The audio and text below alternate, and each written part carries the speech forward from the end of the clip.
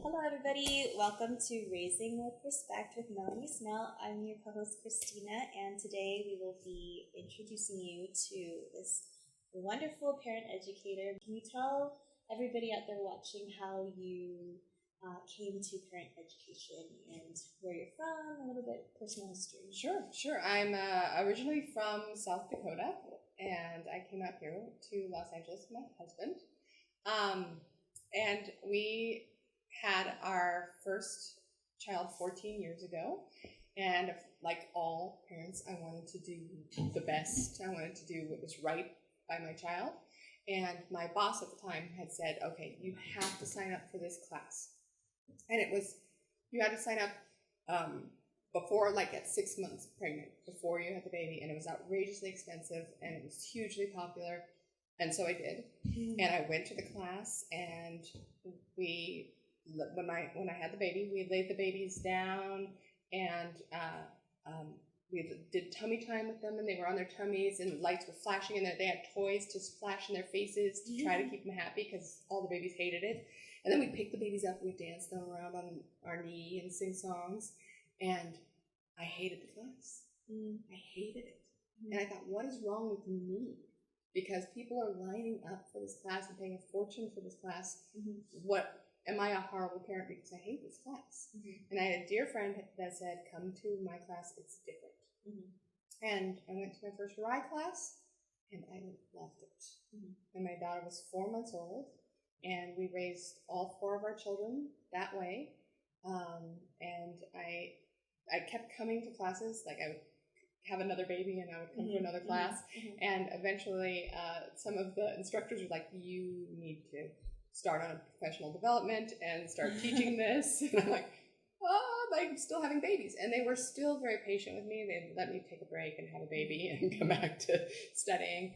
And so that was great. And then I ended up teaching, being a lead teacher at the toddler center at a preschool, and I ended up being the coordinator at the toddler center at the preschool. So, and I finally became an associate somewhere in there. I became a RIE associate, and so now I teach infants and toddlers and run the toddler center Monday through Friday. I teach parent-infant classes at the RIE Center in Los Angeles on Saturdays, where you came to my class. Yes, I did. And I teach before baby classes and nanny classes at the RIE Center. And when I'm not doing that, I'm raising my 4 kids. There was kind of a career change, right? Because before you were doing real estate, was it? I was in escrow before that. I went and got my master's in theater, years and years ago.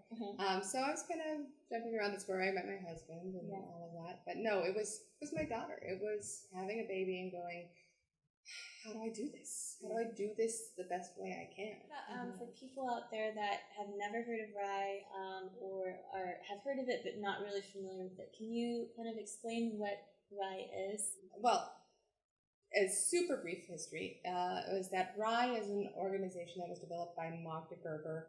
She learned her philosophy from Emmy Pickler, who was a pediatrician and worked with orphanages in Hungary. And when the Hungarian Revolution came, she moved to the United States and sort of took that philosophy and molded it to parents and to child care settings here.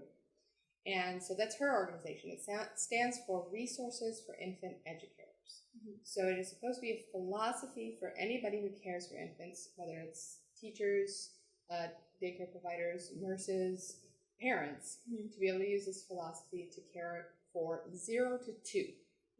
RIE is 0 to 2. Now, as a parent of 4, 8, 11, and 14, I can say I still use it every day. I'm finding it remarkably useful in the teenage years because respect and trust and communication is more essential than ever at that time. It's like a teenage is kind of similar to the toddler stage in that autonomy is developing in so many ways. So many conflicts between parents' will and the child's will and how to reach.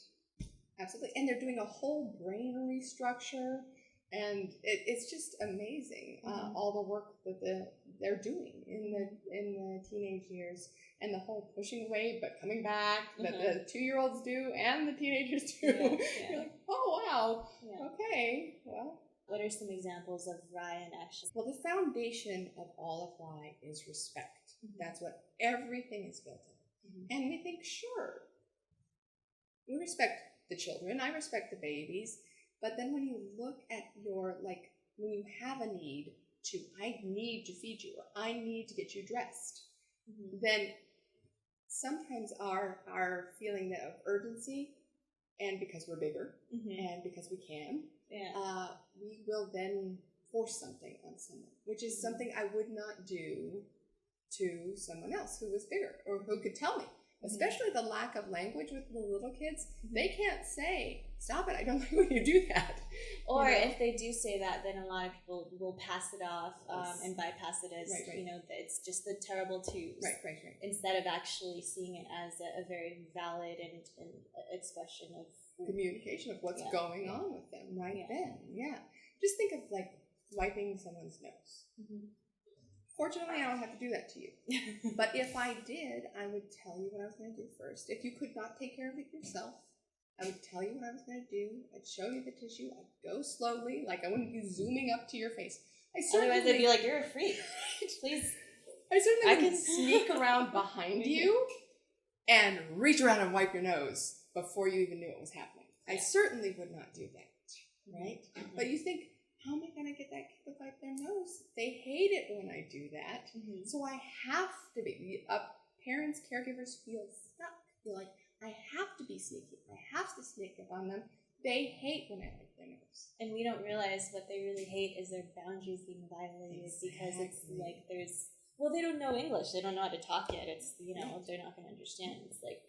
Yeah, absolutely. If you come at it from their perspective and come at it respectfully and say, you need to wipe your nose, here's the tissue. And if they do resist, you don't like it very much. Acknowledging their point of view. And you don't like it when I wipe your nose, I'll go really slowly and be very gentle. Where do you find the patience to do that throughout in every single activity? that is the challenge, because sometimes as a mommy, it's like, you know, I've been doing this whole patience thing, and it's not normal for me, you know, and then it's just like the wig's off, it's just off the handles because it's, you know, it hard. is the letting go of the I have an agenda separate than yours. It's letting go of the you versus me. It's that we have an agenda. We have agendas together. The big agenda is that you are, you know, get raised to be successful, whatever that means in your family, and you know, mostly happy. They will be sad at times, and they have the right to be. But if I'm trying to raise you and show you what I've learned over the few decades that I've lived here that can help you to grow and learn and be happy and successful in your life, you know? So we have the same agenda. The child wants to do that. The child wants to learn and grow and be successful and ultimately be happy for the most part. And we have that same agenda for them. So we shouldn't be at opposite sides. We should be on the same side. It's just that as the child, you don't know that you should eat fruits and vegetables and not just cookies. You know, I know this because I'm the grown-up. And you think cookies taste yummy. I should eat cookies as much as I can. They are delicious. And that's a very fine line, because we obviously, in RIE, it's like if they're naturally led toward this thing on their plate versus another, like this piece of fruit but maybe not the vegetable for that day, or this piece of meat but not the fruit for that meal. It's like we're welcoming them to go toward what they're naturally feeling that their body needs. But at the same time, when you do have sugar, you get that dopamine spike in addiction, and you're like, my body totally wants it. Right. Which is why for the first big chunk of their life, we are responsible for what food is offered. My child does not go and choose in the early years all the food. Until what age do you delay exposure to sugar, let's say? I don't know. That's going to be a personal, cultural, whatever decision of when you delay sugar. or when you delay TV or whatever. Right. But what have you done with your kids? Right. But I try to, I can offer them, but I'm in control of what's offered. So if I'm going to offer you, say, the cookie, I'm going to offer you a cookie. And there are no other cookies being offered. So then what do you do when there's pushback? They say, I want more cookies. Yes, they are so yummy. Cookies are yummy. But they're not good for you. They're not growing food. My kids and I talk about growing food versus sometimes food. Fun food. Or, fun food would be good. Treats, some people, or sometimes foods so that you have it sometimes, but it's not your growing food. Oh. And, these are treats, and they're not as good for you. They don't build as good a... Sometimes food, a very good technique. Sometimes food and growing food. Yeah. Very good technique. What about, can you go, maybe 5 examples of, so food, RIE approach to kind of this food thing, diaper changing, clothes changing. I mean, we went over the thing with the nose. Right. So there, on top of the foundation of respect, are 2 pillars in RIE. One is caregiving, and the other one is free play. And you need to have both of these things to make this work. So during caregiving activities, or what Magda coined as educaring, because she believed, and it's 100% true, that you can't help but teach someone while you care for them. You can teach them if you do the 5,000 to 7,000 diaper changes that a child gets in their lifetime, quickly and with disregard for the child, they will learn that they can be handled that way, that is the way they should be handled, that, their bodily functions are yucky or whatever, that something, you will teach them something by doing it without a mindful approach. But when you do it mindfully, then you can teach them other things, right? Yeah, so for diaper changing, I remember you saying once in class that I had no idea that you could actually get them to participate.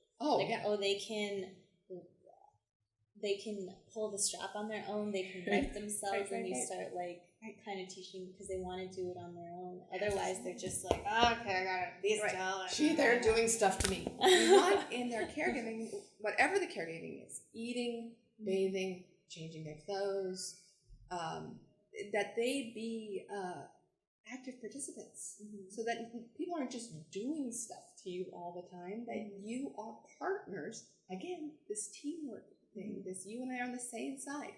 You and I are partners in every activity we do, even from the littlest age, when they can't do that much. It's just, can you lift your tush while I put this diaper on? Well, great. So you start from there, and the more they're capable of, the more you ask them to do, until eventually they take over the jobs, the things, the self-care, which is ultimately what I want when my teenager leaves the house, that they can cook for themselves, do their own laundry, definitely have the toilet thing worked out, that can put themselves to sleep well and can have good sleep through the night. These are things that I want you to eventually take over. So I ask for, first I have to connect and ask and communicate. So everything we do, we talk to them. And the communication is so important. I mean, it's huge. I have to tell you what's happening before it happens if I can remember. There are definitely times when I was, especially with my first ones, like, I just picked you up. And I didn't tell you. But just tell them about their connection, communication, and then ask for cooperation everywhere you can. What can you do to help out? What's the least amount I need to do for this for you? Okay, so we went over one pillar of RIE, which is, you said, educaring, and then we will go into now the second pillar, which you said is free play. Free play or independent play. So you care in the caregiving times, diapering, changing, feeding, bathing, sleep. You're helping, you're there, you're supportive.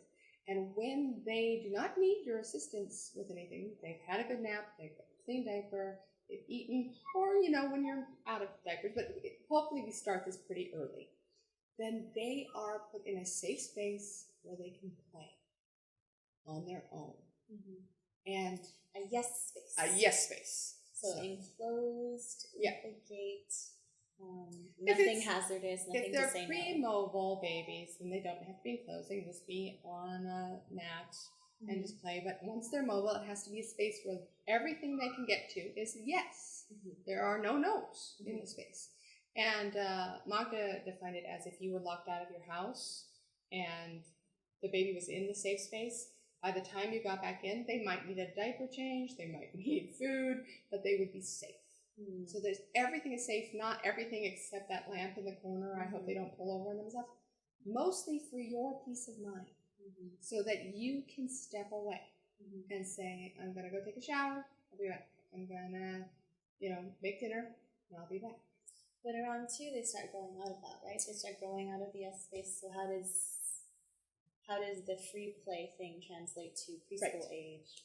Yes. Right, because at some point, because they still need supervision at that age. Yeah, but absolutely. Absolutely. So it goes with how much your child is capable of beginning to understand those limits. Yeah. This is famous Kylie. This is Kylie. This is the Kylie. We're filming a podcast, and your mom's the star of it. Why did you say that beforehand? I don't know. She's shy. Kylie, this is where we're going. Not home right away. That's another way to practice RIE, I see. No, to communicate about the podcast. Right. Another thing I should say. I should tell you why. Yes, you do grow those kids who expect communication, who insist on knowing things. Yeah. But, having you should have told me. Having a teenager who wants communication that's is nice. Because usually they're like, isn't it usually at that age what society expects from teenagers is that they don't want to communicate at all. No, talk to your mom. Yeah. That's so awesome. But if you start with the communication at the very early stages, talking about everything, they almost can't help it. I'm gonna do this, Mom. You didn't tell me you're gonna do that. I told you I'm gonna do it. I'm communicating. Yeah, she literally has told me, I don't want to tell you everything, but I always tell you everything. I'm like, oh, all right. Okay. We need to go back about, to preschoolers, like after free 2, space, you're growing out of the yes space.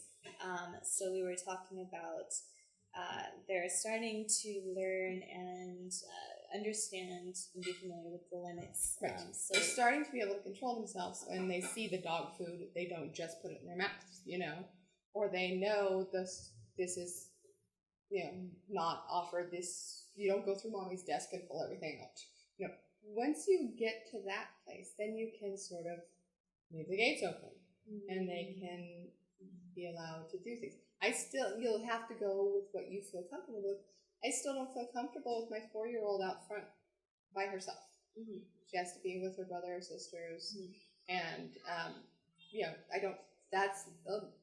I have not opened up the free play space that much for her. She's pretty free to go anywhere in the house, and she no longer eats the dog food. And she's free to go anywhere in the backyard. But not the front yard. I still have that limit, and she's 4. Yeah, because you don't want the off chance she's gonna run into the street. Yeah, or just the ball goes, and she just can't stop that impulse of I'm gonna run into the street, and I don't have confidence in that yet. And how do you know? Because of sensitive observation. We are always watching our kids and learning what they're capable of, what they're not capable of. Sensitive observation. Yes. That is how we know what they need. Sensitive observation, guys. That's how we know what they need. How we know what to provide for them. That's from the littlest baby. Is that a dirty diaper cry or a hungry cry or a sleepy cry? And that's got to transform your relationships too, right? Because you have to practice attunement. And then it's like do you ever start practicing RIE on your husband? You're like, is that the way you're talking to me? Is that a hungry? Or is that a bad date? Or is that like... Right. And communication. And respect. So we'll go into that. Because I definitely would love to know, like, not just... It has to transform the relationships from... It's a new relationship from infancy to toddler, then teenager. Hey everybody, I hope that you enjoyed this first episode of Raising with Respect with Melanie Snell. And for more information about Melanie's classes and any opportunities to get involved in our community, you can go to her website, raisingwithrespect.com, and I will also put links to all of the social handles in the description. And we will see you next time.